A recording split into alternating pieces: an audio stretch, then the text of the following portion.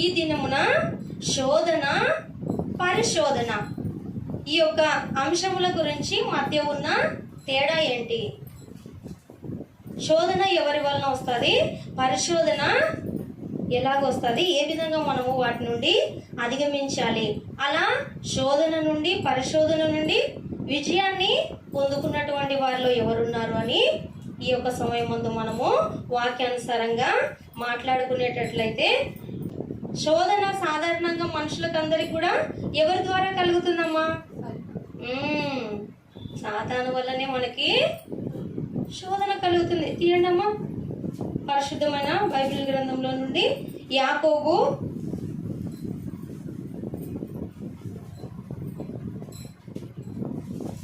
1:12. శోధన సహించువాడు ధన్యుడు, అతడు శోధనకు నిలిచిన వాడై ప్రభువు తన్ను ప్రేమించు వారికి వాగ్దానము చేసిన జీవ కిరీటము పొందును. అందరు చూసారమ్మా వాక్యంలో? శోధన సహించువాడు ధన్యుడంట. ఏం చెప్తున్నాడమ్మా దేవుడు? ఎవరైతే శోధనను సహిస్తారో వాళ్ళు ధన్యులు. ఆ శోధనకు నిలిచిన వాడై ప్రభువు తన్ను ప్రేమించు వారికి వాగ్దానం చేసిన జీవ కిరీటము పొందును. ఎలా ఉండాలంట శోధన? మన లైఫ్ లో మనము శోధనలు గుండా వెళ్తున్నప్పుడు మనము శోధనలో నిలిచే వారంగా ఉండాలంట. అప్పుడేనంట మనము జీవ కిరీటాన్ని పొందుకోగలము. ఎలా మనము జీవ కిరీటాన్ని పొందుకోగలము అని దేవుడు వాక్యం ద్వారా ఇంత స్పష్టంగా మాట్లాడుతున్నాడు. శోధనలో నిలిచే వారంగా ఉండాలి. అలా నిలిచిన వారిలో మనకి ఐగుప్తు దేశంలో యోసేపు గారు పోతీఫర్ భార్య విషయంలో సాతాను శోధించింది కదమ్మా. ఆయనని శోధించినప్పుడు యోసేపు గారు నిలిచారా, శోధనలో పడిపోయారా? నిలిచారు కాబట్టి ఆయన ఆ ఒక ఐగుప్తు దేశానికి ప్రధానమంత్రి కాగలిగారు కదా. ఆయన ఉన్న బానిసత్వపు బ్రతుకు నుండి ప్రధానమంత్రి స్థితికి ఎందుకు ఆయన వచ్చారు అంటే ఆయన శోధనలో నిలిచాడు, పడిపోలేదు. శోధనలో నిలిచిన వారం అయితే ఖచ్చితంగా మన జీవితంలో విజయాన్ని చూడగలము, ఏమైనా సాధించగలమని దేవుడు చెప్తున్నాడు. శోధనలో నిలవాలని దేవుడు సెలవిస్తున్నాడు. మనము శోధన వచ్చినప్పుడు భయపడే వారంగా ఉండకూడదు. ఎవరు భయపడతారు? దేవుని హత్తుకొని లేనివారు. శోధన వచ్చినప్పుడు భయపడేది ఎవరంటే దేవునికి దగ్గరగా బ్రతకని వారు. అమ్మో నేను పడిపోతానేమో, నేను నిలవలేనేమో, నన్ను నేను నిలబెట్టుకోలేనేమో, నేను దేవుల్లో నిలిచి ఉండలేనేమో, ఈ శోధనకి నేను కృంగిపోయి బాధపడి లేదా ఆ శోధనలో పాపానికి దాసోహం అయిపోతానేమో అని భయపడేది దేవునికి దూరంగా ఉన్నవారు. క్రైస్తవులమైనటువంటి మనం అందరం కూడా దేవునిలో ప్రతి దినము వాక్యంతో అంటుకట్టబడుతున్నట్లయితే ఏ శ్రమకైనా ఏ శోధనకైనా మనము భయపడాల్సిన అవసరం లేనే లేదు. శోధనకి నిలిచిన వాడుగా ఉన్నాడు యోసేపు. శోధనలో పడిపోయిన వారిలో కూడా మనకు ఆదికాండంలో ఎవరున్నారమ్మా? స్టార్టింగ్ లో మనకి హవ్వమ్మ గారు కదమ్మా. శోధనలో పడిపోయిన వారిలో మనకు హవ్వమ్మ గారు ఉన్నారు. చూడండి ఆదికాండము 2:16 నుండి చదవండి. మరియు దేవుడైన యెహోవా ఈ తోటలోనున్న ప్రతి వృక్ష ఫలములను నీవు నిరభ్యంతరముగా తినవచ్చును, అయితే మంచి చెడ్డల తెలివినిచ్చు వృక్ష ఫలములను తినకూడదు. నీవు వాటిని తిను దినమున నిశ్చయముగా చచ్చెదవు అని నరునికి ఆజ్ఞాపించెను. గమనించారమ్మా వాక్యంలో ఏమని దేవుడు రాసి ఉంచాడో? దేవుడైనటువంటి యెహోవా ఈ తోటలోనున్న ప్రతి వృక్ష ఫలాన్ని మీరు తినండి. అవ్వమ్మకి ఆదాము గారికి ఏమిచ్చాడు దేవుడు? ఒకటే ఒక ఆజ్ఞ. ఒకే ఒక ఆజ్ఞ ఇచ్చారు. ఏమిటి ఆజ్ఞ? ఈ తోటలో ఉన్న ప్రతి చెట్టు ఫలాన్ని మీరు తినొచ్చు నిరభ్యంతరముగా. ఒకే ఒకటి ఇస్తున్నాం మీకు. ఆ తోట మధ్యలో ఒక చెట్టు ఉంది చూడండి. ఏం చెట్టు? మంచి చెట్టు, తెలివినిచ్చు వృక్ష ఫలము. ఆ ఫలము తినొద్దు అని చెప్పినారు. ఏం చేసిందమ్మా అవ్వమ్మ? చూడండి ఇక్కడ 3:6లో 3:6 చదవండి. స్త్రీ ఆ వృక్షము ఆహారముకు మంచిదియో, కన్నులకు అందమైనదియో, వివేకమిచ్చు రమ్యమైనదియునై ఉండుట చూచినప్పుడు ఆమె దాని ఫలములలో కొన్ని తీసుకొని తిని తనతో పాటు తన భర్తకును ఇచ్చెను. అతడు కూడా తినెను. ఆజ్ఞను అతిక్రమింప చేయడమే సాతాను పని అమ్మా. సాతాను పని ఏంటిది? శోధించడం. దేని విషయం శోధిస్తుందంటే కీడు విషయమై శోధిస్తుంది. ఎలా కీడు చేయిస్తుంది మనతో? దేవుడు మనకు ఒక ఆజ్ఞ ఇచ్చింటాడు, ఇది చెయ్యొద్దు, ఇది చెయ్యొచ్చు అని మన దగ్గరకు వస్తుంది. ఇలా ఉండొద్దు, ఇలా ఉండొచ్చు, కావాలంటే ఆలోచించు. నీకు తెలియడం లేదు, దేవుడు అలా చెప్పాడు అంతే. ఇలా చెయ్యొచ్చు, కావాలంటే ఒక్కసారి ట్రై చేయి. ఈ మంచి చెడ్డల తెలివినిచ్చు వృక్ష ఫలాన్ని తినవద్దు, తిను దినమున నిశ్చయముగా చచ్చెదవు అని ఆదాము గారితో ఇద్దరితో దేవుడు చెప్పినప్పుడు ఆ మాటకు వ్యతిరేకంగా ఏం చెప్పిందమ్మా? 3:4లో అందుకు సర్పము 3:4 ఆదికాండం 3:4 అందుకు సర్పము మీరు చావనే చావరు. దేవుడు ఏమన్నాడమ్మా? ఆ పండు తిను దినమున చచ్చెదవు. సాతాను ఏమంటుంది? సర్పం రూపంలో వచ్చింది సాతాను. ఏమంటుంది? మీరు చావనే చావరు చెప్పిందా? దేవుడు చెప్పిన మాటకు వ్యతిరేకంగా మీరు చావనే చావరు. ఇంకా ఏమంటుంది? ఏలయనగా మీరు వాటిని తిను దినమున మీ కన్నులు తెరవబడుననియు మీరు మంచి చెడ్డలను ఎరిగిన వారై దేవతల వలె ఉందురనియు దేవునికి తెలియనని స్త్రీతో చెప్పగా ఏం చేసింది అప్పుడు? ఆ స్త్రీ ఆ వృక్షము ఆహారముకు మంచిదిగా ఉందని, రమ్యముగా ఉందని, అందమైనదిగా ఉందని చూసిందంట. ఏమమ్మా, మనం ఇప్పుడు తింటున్న పండ్లు ఇన్ని రకాలు ఉన్నాయి కదమ్మా. మనం ఇంకా కొంతమంది తినని పండ్లు ఉంటాయి, చూడని పండ్లు ఉంటాయి, చాలా రకాల పనులు చేశాడు కదా దేవుడు. కానీ హవ్వమ్మకి ఆ సర్పము చావనే చావరు అనే మాట నమ్మడమే కాదు, ఆ పండు చూసినప్పుడు అది అందముగా కనబడిందంట, వివేకమిచ్చు రమ్యమైనది అయి ఉందంట ఆమె కన్నులకి, ఆహారములకు మంచిదంట. అంటే తోటలో ఉన్న మిగతా పండ్లన్నీ చెడ్డవా? దేవుడు ఆహారానికి మంచిది అని ఈమె ఆలోచిస్తుంది. ఇందులో శోధనలో నిలిచి ఉండట్లేదు ఈమె, పడిపోతూ హవ్వమ్మ ఏమనుకుంటుంది? ఆహారానికి మంచిదంట. దాంట్లో ఏం వెతుకుతుంది ఆలోచించండి. ఆహారానికి మంచిగా మనం ఇప్పుడు తింటున్నటువంటి ప్రతి పండు కూడా దేవుడు వచ్చిందే కదా. ఆనాటి కాలంలో ఉన్నటువంటి పండ్లన్నీ ఇప్పుడు మనం తింటున్నాం. ఇవన్నీ ఆహారానికి మంచిది కాదా? మంచిదే కదా. మరి అదే మంచిదని ఆమె ఆ వృక్ష ఫలం చూసినప్పుడు ఆమెకి మంచిది అనిపించిందంట, అందంగా కనపడిందంట, రమ్యమైనదిగా కనిపించిందంట. వివేకాన్ని, జ్ఞానాన్ని, వివేకాన్ని ఆమె కలిగించుకుంటుందంట. అంటే చెప్పాడు కదా అపవాది ఏమని? మీరు దేవతల వలె ఉంటారని నమ్మింది. శోధనకు నిలిచిందా, పడిపోయిందా ఆమె? యాకోబు 1:14 చదవండి. ప్రతి వాడును తన స్వకీయమైన దురాశ చేత ఈడవబడి మరులు కొల్పబడిన వాడై శోధింపబడును. ఎలా శోధింపబడతాడంటమ్మా?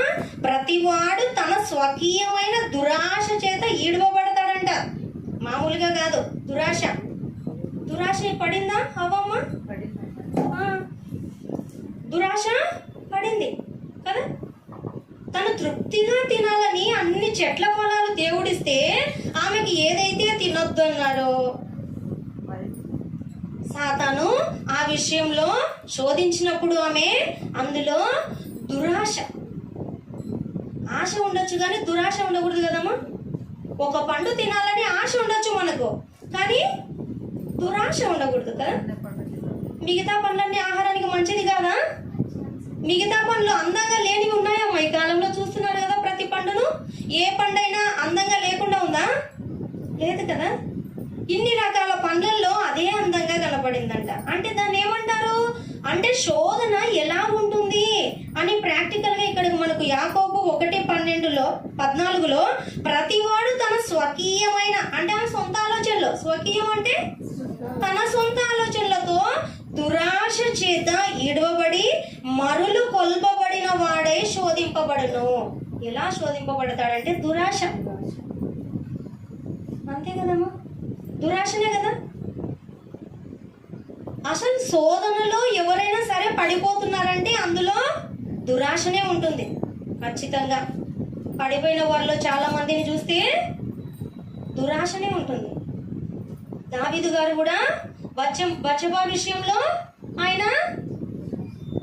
ఆయన ఆశపడితే ఆయనకి ఇవ్వడమ్మా దేవుడు, అందమైన స్త్రీని ఇవ్వడా? దేవుడు అన్నాడు కదమ్మా, నువ్వు నన్ను అడిగినింటే నేను ఇచ్చినందు కదా. ఆ విధంగా తన భర్తను చంపించిన విషయంలో దేవుడికి మనసు నొచ్చుకుంది. ఆయన నీతిమంతుడు కదా ఊరియా, ఆయన విషయంలో దేవునికి మనసు నొచ్చుకుంది. దావీదు గారిని కూడా శోధనలో ఆ సమయం ముందు పడిపోయిన వాడిగా ఉన్నాడు. ఎందుచేత? దురాశ. ఆయన ఆశిస్తే ఆయన రాజ్యంలో అందమైన స్త్రీలు ఉండరా? ఉంటారు కదా. దీన్ని ఏమంటారు? దురాశ పడడం వల్లనే ఆయన పాపమును ఆ సమయం ముందు చేశాడు. అలాగే హవ్వమ్మ గారు కూడా ఆ సమయం ముందు తినవద్దు అని ఆజ్ఞాపించిన పండును తినడం వల్ల ఆమె కూడా, చదవండి యాకోబు 1:12 ఇంకా 14 అమ్మా. ప్రతివాడును చదివారు కదా, 15 నుండి చదవండి. దురాశ గర్భము ధరించి పాపము కనగా పాపము పరిపక్వమై మరణమును కనును. చూసారమ్మా, ఇదే కదా హవ్వమ్మ విషయంలో జరిగింది. కొంతమంది భక్తులు కూడా శోధనలో పడిపోయినప్పుడు ఏం జరిగింది? దురాశ గర్భము ధరించిందంట. ధరించి ఏమైంది? పాపమును కని పాపము పరిపక్వమై మరణాన్ని కనును. శోధనలో పడిపోతున్నారంటే దానికి కారణం దురాశనే. లేదంటే ఆ శోధనలో నిలిచి, ఇప్పుడు యోసేపు గారు ఉన్నారమ్మా, ఆయన దురాశ పడినంటే ఆయన ఆ విధంగా గొప్ప స్థితిలో ఉండేవాడు కాదు కదా. ఆయన దురాశ పడలేదు, దేవుని మాటకు లోబడి విధేయత చూపించి ఆయన చూడండి 39 ఆదికాండము 39వ అధ్యాయం తీయండి, ఎంత చక్కగా ఆయన మాట్లాడతాడో. 39వ అధ్యాయము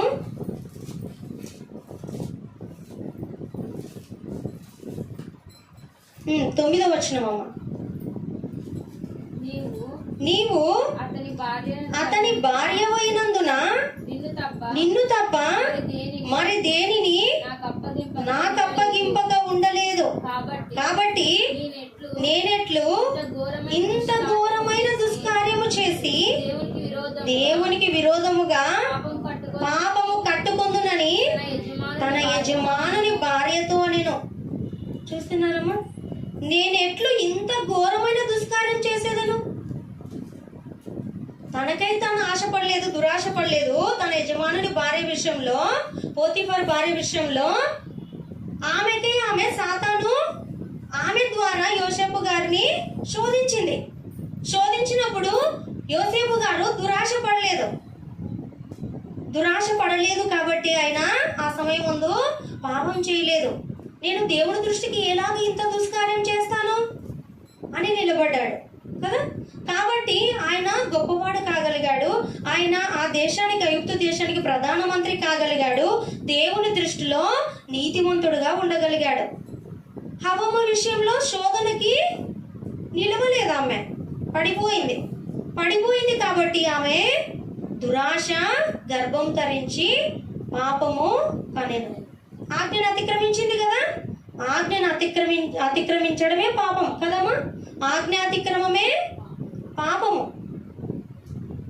దేవుడు అన్నాడు, నీవు ఆ పండు తిను దినమున నిశ్చయముగా చచ్చెదవు. మరి సాతాను అన్నాడు, చావనే చావరు. మనం ఆలోచిస్తే ఒకసారి ఇక్కడ డెప్త్గా ఆలోచిస్తే ఏమర్థం అవుతుందమ్మా? అవును కదా, ఆ రోజు అవ్వమ్మ వెంటనే పండు తిను దినమున చావలేదు కదా. నిజముగా అపవాది చెప్పిన మాట నిజమే కదా, చావలేదు కదా, తిను దినమున మరణిస్తానన్నాడు కదా దేవుడు. నీవు తిను దినమున మరణించేదవు అన్నాడు దేవుడు. అయితే వాళ్ళు తిన్న దినమున మరణించలేదు, ఇంకా కొన్ని సంవత్సరాలు బ్రతికి ఆ తర్వాత మరణించారు కదా. మరి ఇందులో కరెక్టేనంటారా? సర్పంచ్ చెప్పిందే కరెక్టా? మీరు తిన దినమున చావనే చావరు అనింది, అది చెప్పిందే కరెక్ట్ అంటారా? కానే కాదు. దేవుడు ఒక మాట చెప్పాడంటే ఖచ్చితంగా అందులో వాస్తవము ఉంటుంది. తీయండి 2 పేతురు 3:8.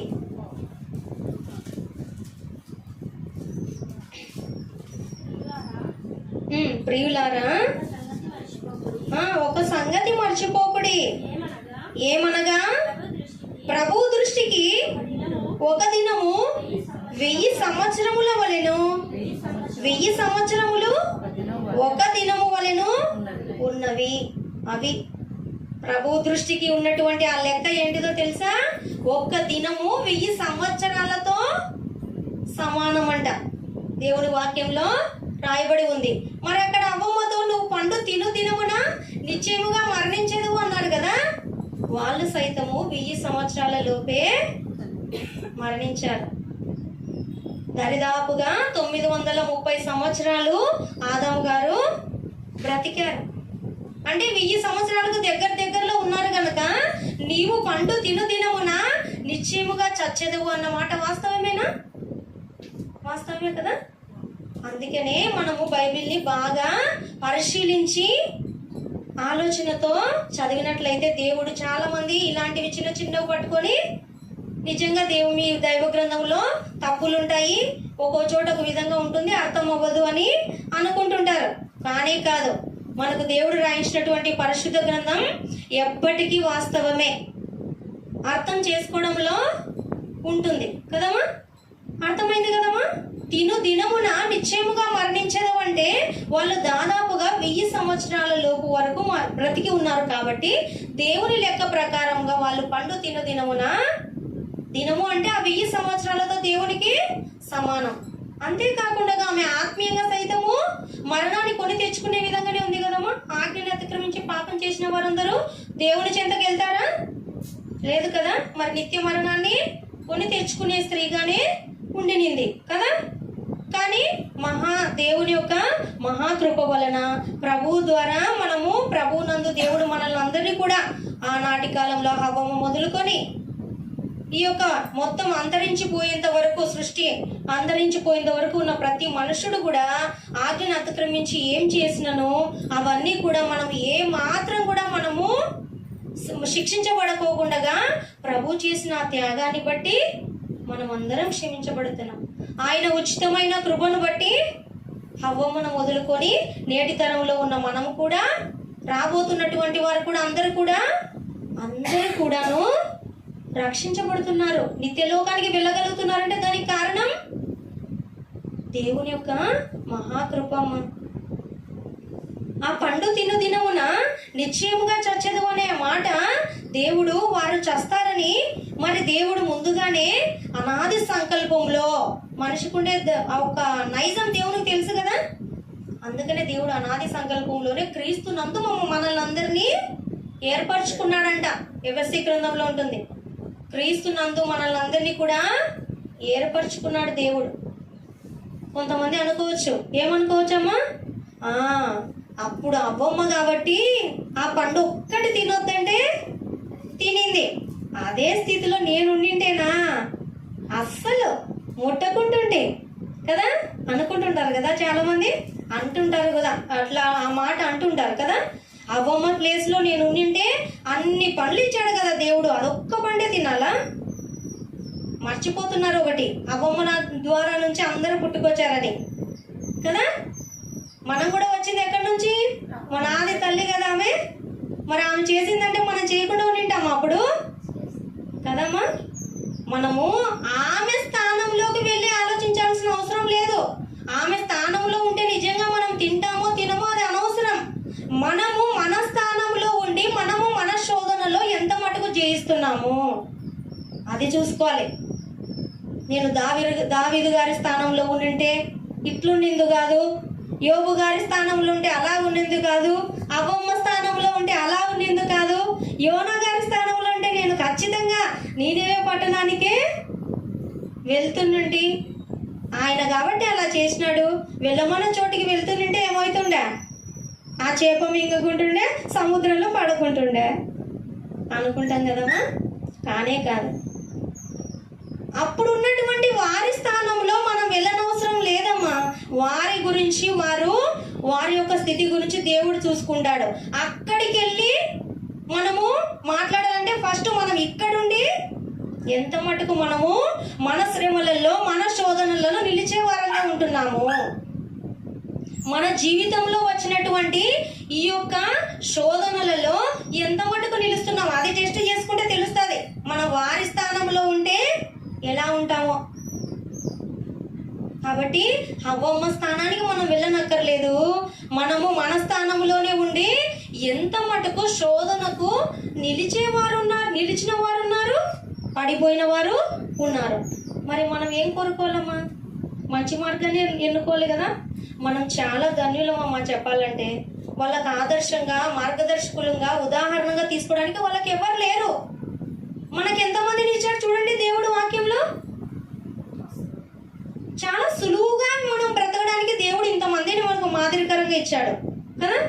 వాళ్ళకి తెలీదు ఒక శోధనలో పడిపోతే కష్టం ఎట్లుంటుంది, ఆ ఒక్క బాధ ఎలాగుంటుంది, శ్రమలను సహించకపోతే, ఆ ఒక్క వచ్చే శ్రమల్లో దేవుని పట్ల నేను నిలిచి ఉండకపోతే ఆ కష్టం ఎలాగుంటుందో వాళ్ళకి తెలియదమ్మా. మనకి ఆల్రెడీ వాళ్ళు లైఫ్లో బ్రతికి ఉదాహరణగా నిలిచిన వారు బైబిల్లో చాలా మంది ఉన్నారు. మనకై మనం రీసెర్చ్ చేసి ఒకటి కనుక్కోవడం కష్టమమ్మా. ఎవరో కష్టపడిందని మనం సులువుగా చేసుకోవచ్చు పనులు కదా, చాలా సులువుగా. ఎందుకంటే మనకు వాళ్ళు కొన్ని అన్ని గమనించి మనకు కొన్ని టెక్నికల్గా ఒకటి ఇన్స్ట్రుమెంట్ వాడినా, మొబైల్ వాడినా, అదేదైనా కావచ్చు, మనకై మనం కనుక్కోవడం కష్టం. వాటిలో కొన్ని మెలకువలు, జాగ్రత్తలు చెప్పేవారు, వాటిలో ఎలా వెళ్తే ఎలా చేయొచ్చు చెప్పేవారు ఉంటే, అది ఒక వస్తువు కావచ్చు, ఫ్రిడ్జ్ కావచ్చు, గ్యాస్ కావచ్చు, కొత్తగా ఉన్నప్పుడు మనకే మనం రీసెర్చ్ చేసి తెలుసుకోవడం కష్టం. కానీ మనకు ముందుగా ఉండి నడిపించేవారు ఉంటే ఈజీ కదా. మరి మనం అటువంటి ధన్యకరమైన లైఫ్లో ఉన్నాం ఇప్పుడు, అటువంటి కాలంలో జీవిస్తున్నాం. మనకి ఎంతో మంది ఉదాహరణగా గొప్ప గొప్ప భక్తులు ఉన్నారు. వాళ్ళు పడిపోయిన వారు ఏ విధంగా కష్టాలు తెచ్చుకున్నారు, నిలిచి ఉన్నటువంటి శోధనలో నిలిచిన వారు ఎంత గొప్పగా దేవుని నుండి ఆశీర్వాదాలు పొందుకున్నారు అని మనం ఆలోచిస్తే మనం మంచి మార్గాన్ని ఎన్నుకోలేమా? ఎన్నుకోవచ్చు కదమ్మా. మంచి మార్గాన్ని ఎన్నుకొని అందులో సరైన మార్గంలో నడవడానికి మనకు వీళ్ళందరూ ఆదర్శకులుగా ఉండాలనే మనకు గ్రంథంలో రాసి ఉంచాడు దేవుడు. ఊరికే తెలుసుకోమని కాదు మనకు దైవ గ్రంథం ఇచ్చింది. నువ్వు శోధనలో పడిపోతే ఎంత కష్టాలు పాలవుతావు, శోధనలో నిలిస్తే ఎంత దీవెనలకు అర్హులవుతారు. మరి మనకు మేలైనదే కదా మనం ఎప్పుడు కోరుకుంటాం. చిన్న చిన్న ఈ లోకానికి సంబంధించిన వాటిల్లోనే మనము మేలైంది ఏదో వెతుకుతాం. మరి దేవుని మార్గంలో మేలైన మార్గంలో వెళ్ళాలని లేదమ్మా, మనకు ఉండాలి కదా అటువంటి ఆలోచన. మేలైనదే ఎన్నుకోవాలి. శోధనలో నిలిచే వారంగా ఉండాలి. శోధనలో నిలిచినప్పుడే మనము ఆయన వాగ్దానం చేసిన జీవ కిరీటాన్ని పొందుకుంటామని యాకోబు 1:12 దేవుడు సెలవిచ్చాడు. ఆలోచిస్తున్నారమ్మా? శోధనలో నిలిచి ఉండడం వలన, పడిపోవడం వలన వాటిలో వచ్చేటువంటి నష్టాలేంటి, లాభాలేంటి చూస్తున్నారా? ఆలోచిస్తే మనకు ఎంతో చక్కగా దేవుడు అర్థమయ్యేటట్లుగా చేస్తున్నాడు కదమ్మా. కాబట్టి మనకి పరిశోధన గురించిన విషయాలు కూడా తెలుసుకుందామమ్మా. మనం ఎప్పుడైనా సరే ఇమాజినేషన్ లైఫ్లో ఉండకూడదమ్మా, రియల్ లైఫ్లో ఉండాలి. ఇప్పుడు దాన్ని మనం మాట్లాడుకున్నట్లుగా వారి వలే ఉంటే వీరి వలే ఉంటే నీకేం తెలుసులే మా ఇంట్లో కష్టాలు, మా ఇంట్లో ఉండింటే నీకు తెలుస్తుండే అంటుంటారు కదా. ఇమాజినేషన్ కదా, మా కష్టాలు నీకు వచ్చింటే తెలుస్తుండే, నీకు ఎట్లా తెలుస్తుంది అంటుంటారు కదా. వారి కష్టాలు నీకు వచ్చినా కూడా తెలుస్తుండే కదా. కాబట్టి ఎవరికి తగినంత, ఎవరు ఓర్చుకునేంత, ఎవరు సహించేటంత అంత శ్రమలే, అంత శోధనలే వాళ్ళు అనుభవిస్తూ ఉంటారు తప్ప మరి ఎక్కువగా ఎవరు కూడా అనుభవించరు. దేవుడు ఆ స్థితిలో మనల్ని కీడు విషయమై దేవుడు ఎవరిని శోధింపబడనంట. శోధించే పని సాతానుది. దేవుని పని ఏంటిది మరి? దేవుడి పని పరిశోధించడం. సాతాను పని శోధించడం అయితే దేవుని పని పరిశోధించడం. చూడండి ఆదికాండం 22 మొదటి వచనం.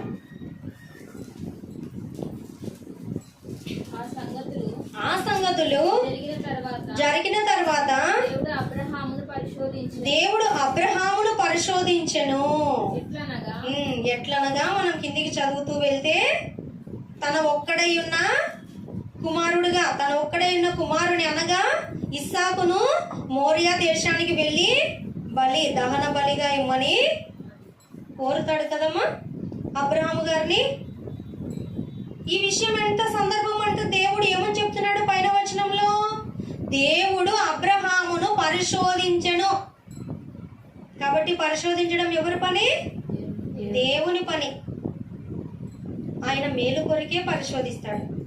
సాతాను మాత్రం కీడు జరిగేటట్లుగా, పాపం చేసేటట్లుగా శోధిస్తాడు. దేవుడు పరిశోధిస్తే అబ్రహాము గారిని పరిశోధించాడు. ఎలాగో? నీకు ఒక్కడై ఉన్నా నీ కుమారుడు ఉన్నాడు కదా ఇస్సాకు, ఆయనను నాకు బలిగా అర్పించు. అప్పటి వరకు అబ్రహాము గారికి ఒక గుణం ఉంది, శ్రేష్టమైన దానిని ఆయన బలిగా ఇచ్చేవాడు. దేవునికి ఇచ్చే ప్రతిసారి దహన బలిగా శ్రేష్టమైన వాటిని, ప్రథమ ఫలాన్ని ఇచ్చేవాడు. దేవుడు ఆయన కుమారుడి విషయంలో టెస్టింగ్ చేశాడు. పరిశోధించడం అంటే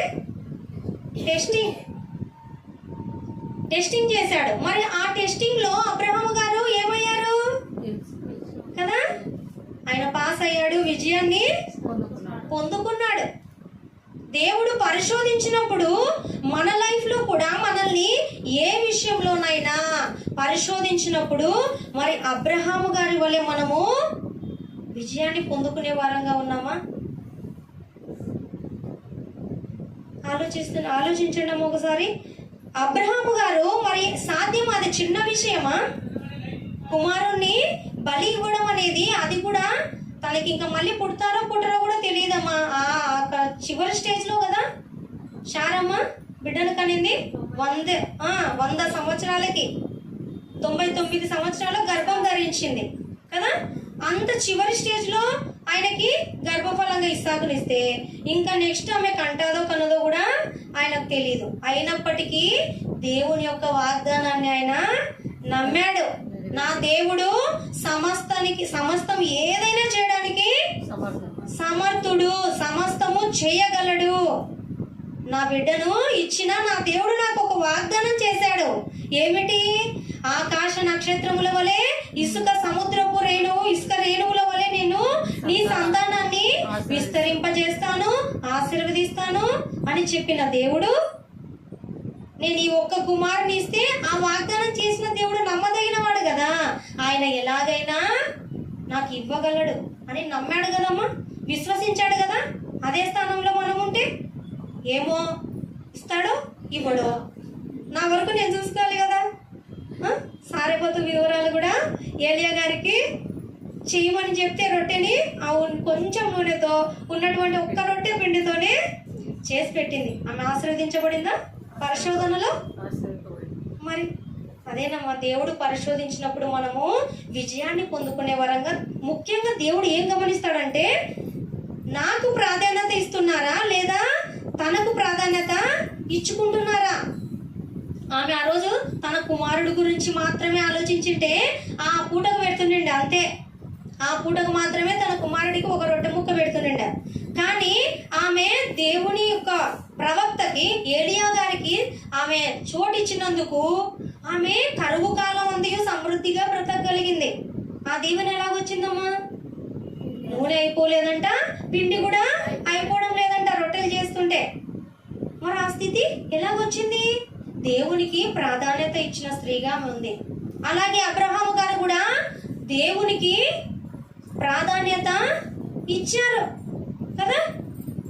తన కుమారుడి గురించినటువంటి ప్రాధాన్యత కలిగిన వాడుగా ఉండినంటే ఆయన తన కుమారుణ్ణి ఎంతవరకు కాపాడుకోగలడమ్మా? దేవుడే కదా కాపాడాల్సింది, ఆశీర్వదించాల్సింది, అభివృద్ధి చేయాల్సింది దేవుడే కదా. తన కుమారుని గురించి మాత్రమే ఆయన లక్ష్య పెట్టలేదు. తన కుమారుణ్ణి దేవుని కంటే తన కుమారుని తక్కువనిగా చేశాడు. దేవునికి ప్రధానమైనటువంటి ఆ ఒక ఆధిక్యతను ఇవ్వగలిగాడు. నా దేవుడు అడిగాడు, నేను ఇస్తాను, అంతే. ఇంకా ఎక్కువ మాటలు వద్దు. అది పరిశోధించాడు కదమ్మా. దేవుడు అబ్రహాము గారిని తన కుమారుని విషయంలో పరిశోధించినప్పుడు ఆయన తన కుమారుని బలి ఇవ్వడానికి రెడీ అయిపోయి ఇచ్చేంతగా ఆయన దగ్గరకు వచ్చినప్పుడు తిరిగి దేవుడు తీసుకున్నాడా? తీసుకోలేదు. ఆయన హృదయాన్ని చూశాడు దేవుడు. నిజంగా ఆయన నాకు బలి ఇచ్చేటువంటి స్థితిలోనే ఖచ్చితంగా ఆయన అక్కడికి వెళ్ళి ఆయన కుమారుడి పైన కత్తి పెట్టబోతున్నప్పుడు, ఆగు అబ్రహామా, ఆగు, నీవు బలి ఇవ్వడానికి దహన బలిగా నీకు గొర్రె పిల్లని సిద్ధపరిచి ఉన్నానని ఆయన కుమారుడు మరణించకుండా కాపాడినాడు కదమ్మా. కాబట్టి దేవుడు పరిశోధించినప్పుడు మనల్ని కీడు విషయమై పరిశోధించాడు. కానీ దేవుడు గమనించేది ఏమిటంటే మనలో నాకు ప్రాధాన్యత ఇస్తున్నారా, తన కొరకు ప్రాధాన్యత ఇచ్చుకునేవారుగా ఉన్నారా? నాకే లేదు, ఇది దేవుడికి ఇస్తే ఎలాగూ అనుకునేవారుగా ఉన్నారా? అప్పుడు కూడా యెరూషలేములో మందిరములో కూడాను విధవరాలు, ఒక పేద విధవరాలు వచ్చి ఆమెకున్న 2 కాసులు మొత్తం చెల్లిస్తుంది కదమ్మా ఉంచుకోకుండా. అప్పుడు ప్రభు ఆమెను మెచ్చుకుంటాడు. ఈ పేద విధవరాలే మిగతా వేసిన వారి కానుక కంటే ఈ పేద విధవరాలు ఎక్కువగా అధికంగా ఆమె కానుక వేసి ఉన్నది అని. దేవుడు ఏం చూస్తాడంటే నా పట్ల ఎటువంటి వీళ్ళు ఆలోచన కలిగి ఉన్నారు, నాకు ఎంత స్థానాన్ని వాళ్ళ జీవితంలో ఇస్తున్నారు, అది గమనించడానికే మనల్ని పరిశోధిస్తాడు తప్ప మన కీడు చేయడానికి అయితే కాదు. మరి ఈ విధంగా మనము అబ్రహాము గారి జీవితంలో సారెపతు విధవరాలు ఆమె విషయంలో మనం చూస్తున్నప్పుడు మనం ఏం తెలుసుకోవాలమ్మా? దేవుని కొరకు పనిచేసే విషయమైనా, దేవుని మాటలు వినే విషయంలోనైనా, దేవునికి ఇచ్చే విషయంలోనైనా, దేవుని పనిలో ముందు కొనసాగే పనిలోనైనా మన కొరకు ప్రాధాన్యత ఇవ్వడం కాదు, దేవునికి ప్రాధాన్యత ఇచ్చిన వారం అయితే ఖచ్చితంగా నీకున్న అవసరాలు కూడా తీర్చబడతాయి. మనం దాచిపెట్టుకున్నది మన అవసరాలు ఎంతవరకు తీరుస్తుందో తెలియదు. కానీ దేవుడు తనకు ముఖ్యంగా మనం ప్రధానమైనటువంటి స్థానం ఇస్తే మన అవసరాలు తీర్చబడతాయి. దేవునికి కూడా మనము ప్రధానమైనటువంటి స్థానాన్ని మన జీవితంలో ఇచ్చిన వారుగా, ఆయన నుండి అనేకమైన మేలులు పొందుకునేవారుగా ఉంటాము. దేవుడు పరిశోధించినప్పుడు మనకు అర్థం అవ్వదు. అదేంటి దేవుడు నన్ను ఎలా అడిగాడు, నాకేమైనా 2 కుమారులుంటే అడిగి నిన్న ఒకరిని ఇచ్చింటే ఒకరు ఉంటుండే అని అబ్రహాము గారు అనుకోలేదు. ఒక్కడే ఉన్న కుమారుణ్ణి ఇమ్మంటే ఇస్తానని ఆయన ఇవ్వడానికి సిద్ధమయ్యాడు. కాబట్టి దేవుని పరిశోధించినప్పుడు అబ్రహాము గారికి ఆల్రెడీ విశ్వాసం ఉందమ్మా. విశ్వాసం ఉంది కాబట్టే కదా ఇస్సాకు పుట్టక ముందు తన బంధువుల నుండి, తన దేశం నుండి, తన తల్లిదండ్రుల దగ్గర నుండి నువ్వు బయలుదేరి నేను చూపించే దేశానికి వెళ్ళు అంటే వచ్చాడా? దేవుని నమ్మి దాన్ని ఏమంటాము? విశ్వాసం. దేవుని పట్ల ఉన్న విశ్వాసం. ఆ విశ్వాసాన్ని ఇంకా టెస్టింగ్ చేయాలనుకున్నాడు దేవుడు. అప్పుడు కుమారుని విషయంలో ఆయన దేనిపైన అయితే ఆశ ఎక్కువ కలిగి ఉన్నాడో దాని విషయంలో టెస్టింగ్ పెట్టాడు దేవుడు. మన విషయంలో కూడా మన జీవితంలో మనం దేనికైతే ఎక్కువ స్థానాన్ని ఇస్తామో మన హృదయంలో, వేటికైతే ఎక్కువ ఆశ పెట్టుకొని ఉంటామో వాటి పట్ల దేవుడు పరిశోధిస్తాడు. వాటిని సైతం మనం దేవునికి వెచ్చించే వారంగా ఉన్నట్లయితే ఖచ్చితంగా దేవుడు మనల్ని దీవిస్తాడు. దేవుని పరిశోధనలో మనము గెలిచే వారంగా ఉండాలి, విజయాన్ని సాధించే వారంగా ఉండాలి. అబ్రహాము గారి విశ్వాసము మరింత మెరుగుపరచబడింది తన కుమారుడి విషయంలో. అందుకే ఆయన కేవలం విశ్వాసి కాదు, విశ్వాసులకు తండ్రి, పితామహుడు అవ్వగలిగాడు. ఆయన విశ్వాసులకు తండ్రి ఊరికనే అవ్వలేదమ్మా, ఆయన దేవుని పరిశోధనలో గెలిచాడు. మరి మనము ఇంతమంది దేవుని గ్రంథంలో నుండి ఇంతమంది భక్తులని, గొప్ప గొప్ప వారిని చూస్తున్నప్పుడు శోధనలు అంటే టెంప్ట్ చేస్తుంది సాతాను. దానిపైన దురాశ పడేటట్లుగా, ఎక్కువగా వాటిపైన ఆలోచన కలిగి ఉండేటట్లుగా, అది ఏ విషయమైనా మన జీవితాల్లో ఏ విషయమైనా కావచ్చు, మన ఇంటి విషయం కావచ్చు, ఏ విషయమైనా మన ఇంటి యొక్క ఉన్నటువంటి ప్రతి పరిస్థితుల్లో కూడాను అది శోధించినప్పుడు మనము శోధనలో పడిపోయే వారంగా ఉండకూడదు, శోధనలో నిలిచే వారముగా ఉండాలి. అలా నిలిచినప్పుడే మనము దేవుని దృష్టిలో ఎటువంటి దోషం చేయని వారముగా, పరిశుద్ధులముగా జీవించగలము. దేవుని నుండి అనేక ఆశీర్వాదాలు కూడా పొందుకుంటాము.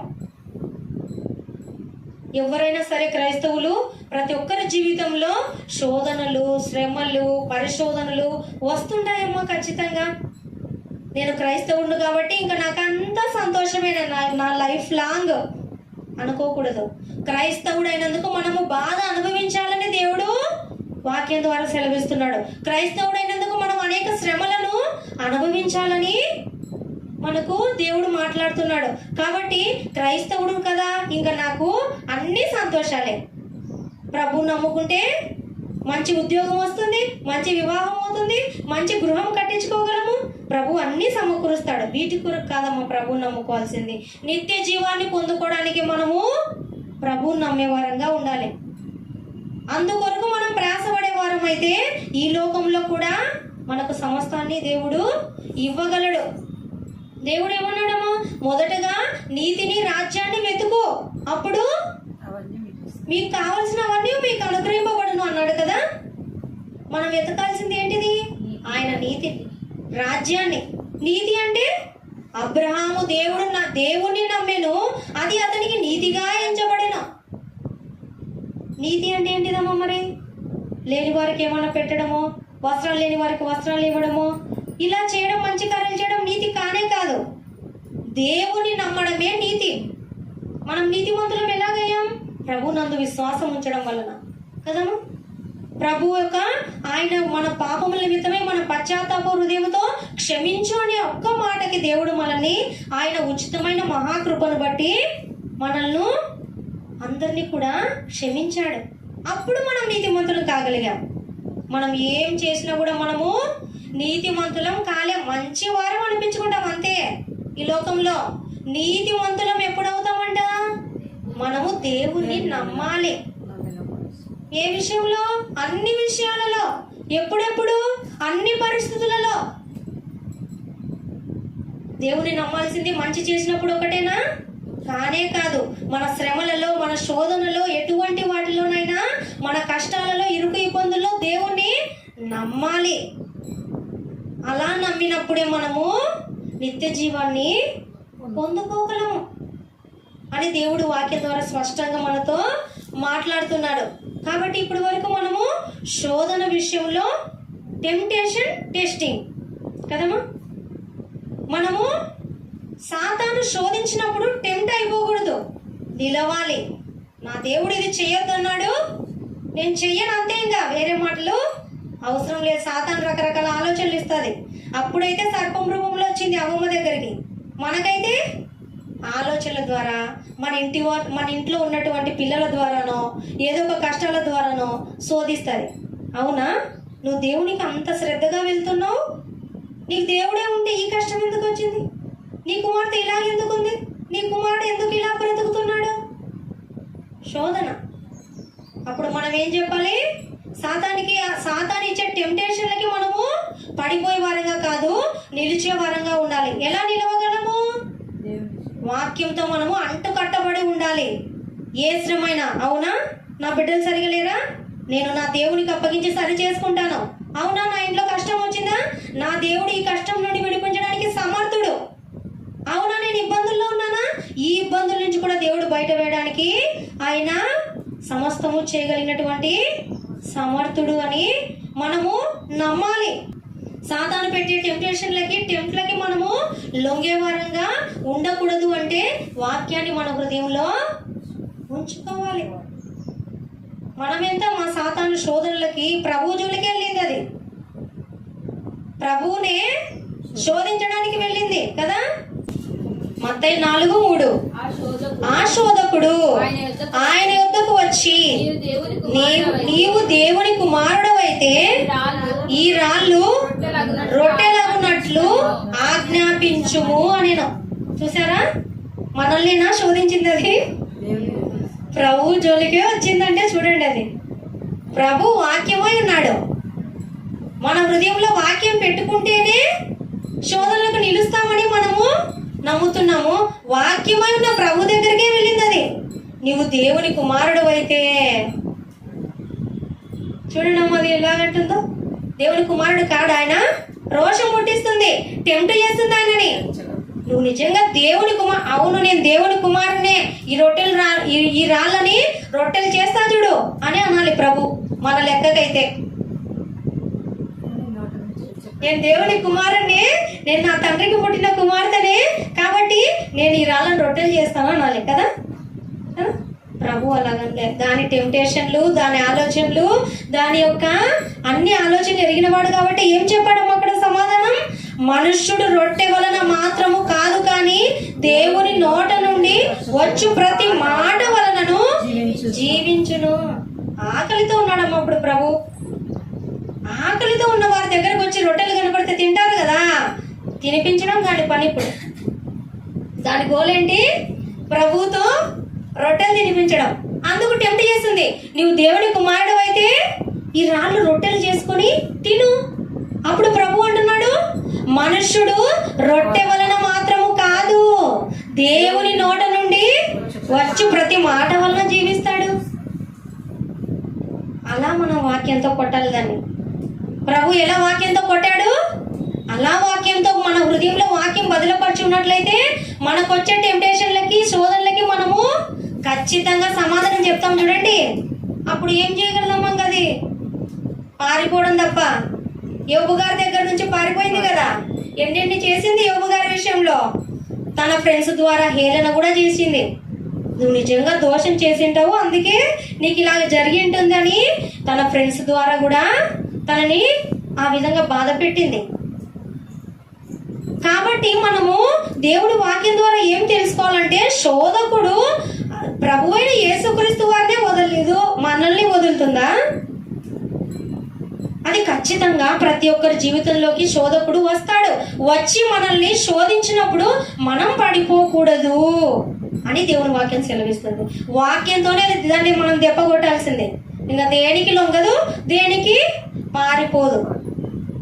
అందుకే దేవుడు వాక్యం ద్వారా సెలవిస్తున్నాడు. అంతటితో ఊరుకుందామా? అది అంతటా అపవాది పరిశుద్ధ పట్టణానికి ఆయనను తీసుకొని పోయి దేవాలయ శిఖరమున ఆయన నిలువబెట్టి, నీవు దేవుని కుమారుడవైతే క్రిందికి దుముకు, ఆయన నిన్ను గూర్చి తన దూతలకు ఆజ్ఞాపించును. నీ పాదం ఎప్పుడైనాను రాతికి తగలకుండా వారు నిన్ను చేతులతో ఎత్తికొందురు అని వ్రాయబడి ఉంది. ముందున్నటువంటి లేఖనాలలో ఈ మాట ఉందమ్మా.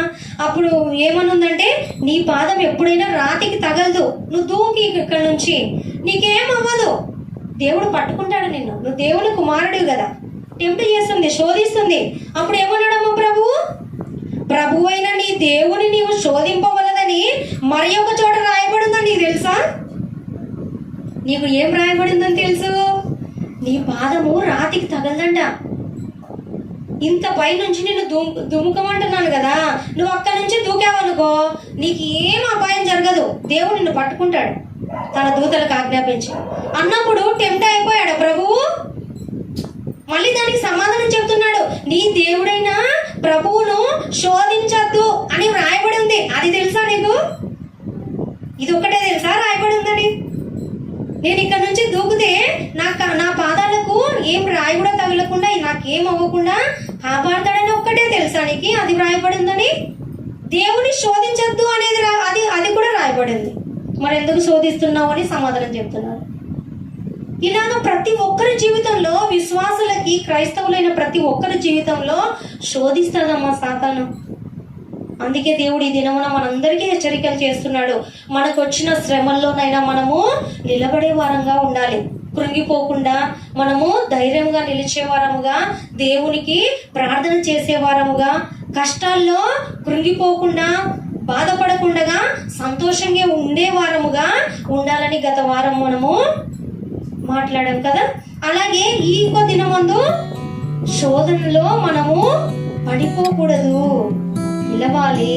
నిలిచినప్పుడే మనము నిత్య జీవాన్ని పొందుకునే వారంగా ఉంటాం. పడిపోయినాం అనుకోండి, ఇంకేం లేదు. ఈ లోకంలో నష్టమే, నిత్య జీవానికి కూడా వెళ్ళలేము.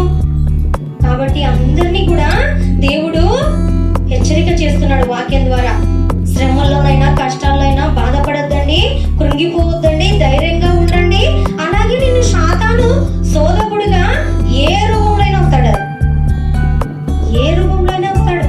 వచ్చి మనల్ని శోధించినప్పుడు ఆ సాతానికి మనం సమాధానము వాక్యంతోనే చెప్పాలి. అదే సొల్యూషన్ మనకి. మనం శోధనలో నిలవాలంటే మన హృదయం నిండుగా వాక్యాన్ని ఉంచుకొని ఉండాలి. అప్పుడు అది హడలెత్తిపోతుంది అనమాట. అమ్మో కష్టం, ఇంకా వీళ్ళని కదల్చడం కష్టం అని. మనం శోధనలో పడిపోయాం అనుకోండి, ఖచ్చితంగా మనల్ని ఓడించడానికి, కీడు చేయడానికి, మన పతనానికి మార్గాన్ని సరళం చేస్తుంది. కాబట్టి ఇవన్నీ గుర్తించుకోవాలమ్మా. మనం అందరం కూడాను శోధనలో నిలిచే వారంగా ఉండాలని జ్ఞాపకం ఉంచుకోవాలి. అంతేకాదు దేవుడు కొన్ని పరిశోధనలు మన జీవితంలో ఇస్తూ ఉంటాడు. ఆ పరిశోధనలో మనము దేవునికి మొదటి స్థానాన్ని ఇచ్చే వారంగా ఉండాలి. అప్పుడు మనకు ఏదైతే అవసరం ఉందో అది తీర్చబడుతుంది. అంతేకాదు దేవుని నుండి అనేక ఆశీర్వాదాలు కూడా పొందుకోగలం. ఎప్పుడైనా మన లైఫ్ లో మనము ప్రధానమైనటువంటి స్థానము మన దేవునికి ఇచ్చే వారంగా ఉండాలి. నిజమైన క్రైస్తవుడు ప్రతి ఒక్కరు కూడా ఇలాగే ఉంటేనే ఖచ్చితంగా నిత్యలోకాన్ని మనము స్వతంత్రించుకోగలమని దేవుడు ఈ వాక్యం ద్వారా సెలవిస్తున్నాడు. ఈ మాటలు మనందరి హృదయంలో స్థిరపరిచి ఆయన నిత్య జీవానికి వెళ్లే విధంగా మనల్ని అందరినీ కూడా నడిపించునుగాక. ఆమేన్.